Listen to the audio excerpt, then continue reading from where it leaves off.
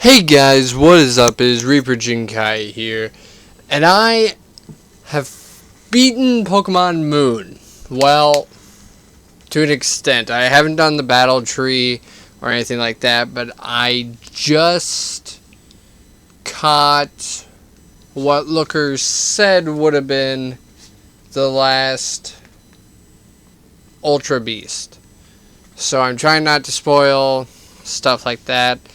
Well, I guess I spoiled that Looker's in the game, but I mean, I won't. It's probably the best post game with Looker.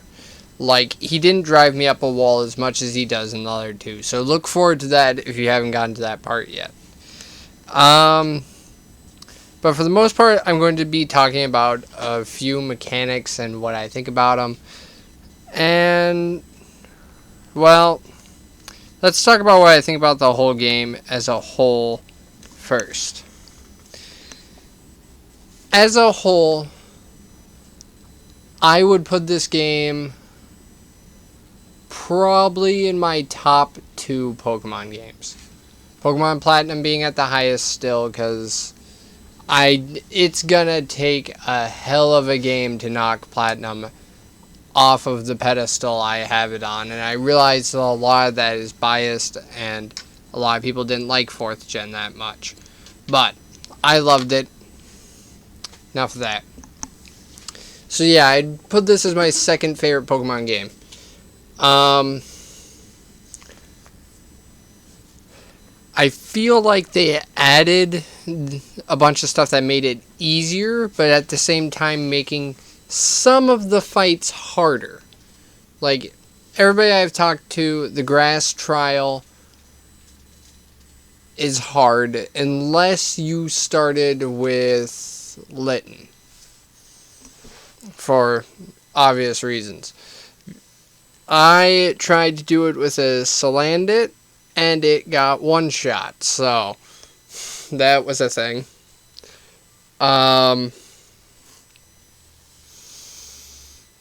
So overall, great game. I have, checking my game right now, 37 hours on it.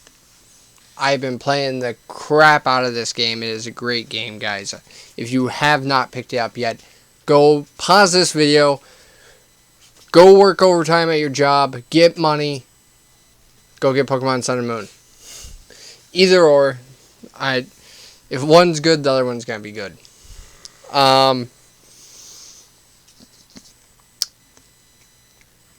Train of thought, come back to me. So, mechanic-wise, there are a few things I don't like. I think I said in a previous video, unless they put a usage on the Pokemon grooming to where you can heal status effects, which I realize it's everybody's option to do this or not, it was going to be broken. And I played around with it to see how it worked. And honestly, it is. If you decide to use it, you cannot sit down and tell me it's a balanced system. Because, let's say you get through a fight. Because, okay, so the biggest problem with it is that even if the Pokemon got this status ailment in a previous fight, you can go into a new one, beat the fight, and then cure that Pokemon of the status ailment. How I figured this out, put an Oricorio asleep, caught it, went into another wild battle, killed it for the experience. Grooming popped up. Okay, well, I guess my Pokemon got hit by a sand attack, so I was like, okay, well, I guess I gotta wipe the dirt off of it.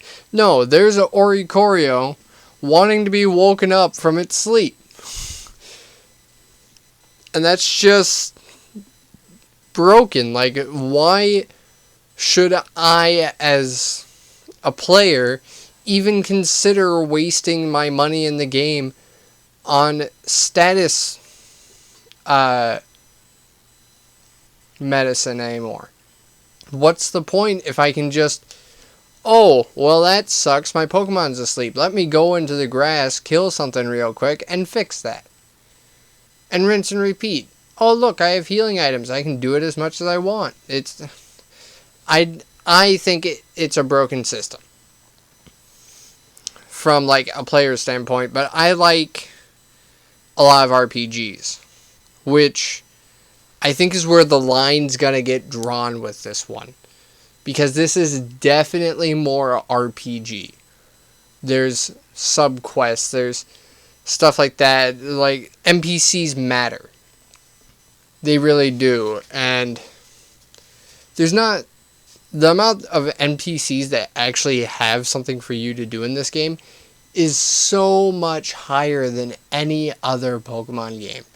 It is ridiculous. Every island, probably every town, I could find somebody who's like first big town in a Pokemon Center, you can talk to somebody, they'll pay you to go catch a Drifblim and show it to them. Subquest. Later on, catch a Rockruff, show it to them, they'll pay you. Catch a Cutiefly, show it to them, pay you. Like, they're repeat quests, but they're trying to make the NPCs more relevant, which I loved. I loved walking into a town and go, I wonder what's going to happen. There was a lot of trade evolutions. I didn't have to find a friend to get a Golem. I traded somebody a Haunter for a Golem. It was a Alolan Golem. And I got, or a Alolan Graveler. And then when I got it, I got them both by my Pokedex. I already had a Graveler, but besides the point.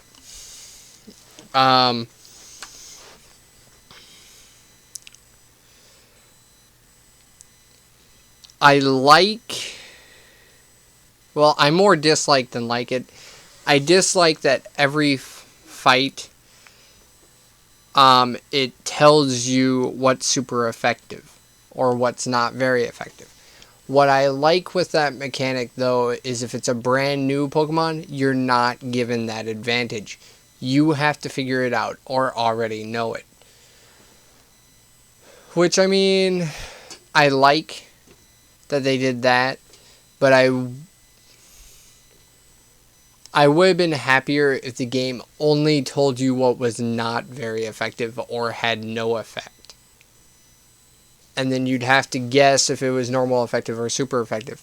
Because then, like, a kid could walk in to, like, a competitive battle who's never played the game before and know what the smart move is to use. Well, to an extent, if it's like a one Pokemon versus one Pokemon, obviously switching out, predicting, and stuff like that still matters a lot. It's just, I don't know, maybe I'm just being too picky.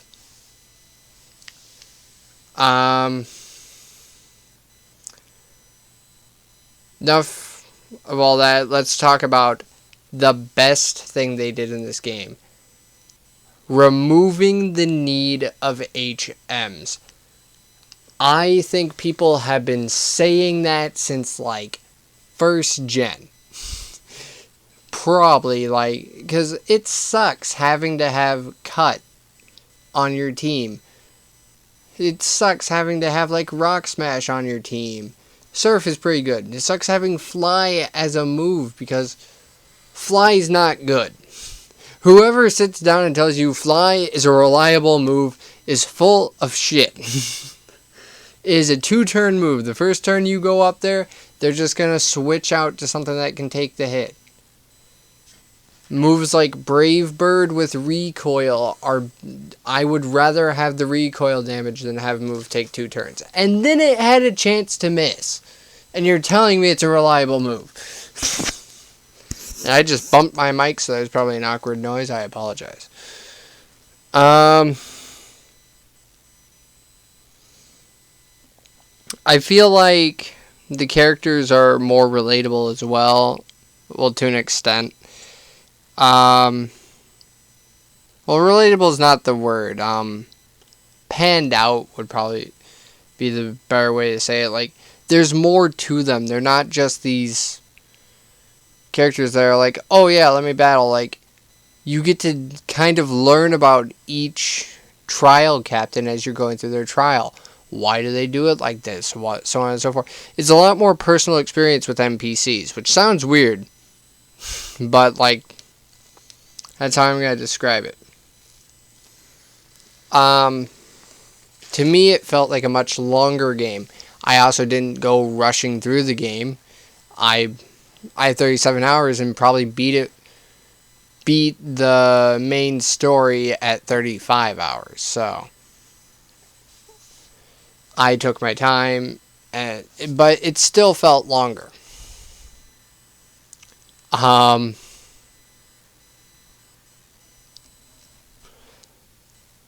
For stat-wise, I feel like overall they gave everything more health, it feels like. I don't know why I transitioned to that, but I did. I was noticing like level 18s with 60 HP. And maybe I just never noticed it before, but that felt like a lot. Because I remember like before, if I had a level 18, I was worried about Dragon Rage on Mons and stuff. And now it's kind of like, I can take one, what does it matter? Don't have anything that can heal up my Mon fully in one use, but I also did notice that a few healing items HP recovery was modified slightly, I think. I can't think of which one off the top of my head that stuck out to me, but I could be wrong too, because I'm talking like soda pops or fresh waters or something like that. I think. I could be wrong on that, I don't know. But, anyways, if I had to rate the game, probably like 9.5 out of 10. And I would definitely recommend to pick it up. The game has its flaws, like all games do, but I still thoroughly enjoyed playing it. And hopefully you guys will too. So I will talk to you guys later.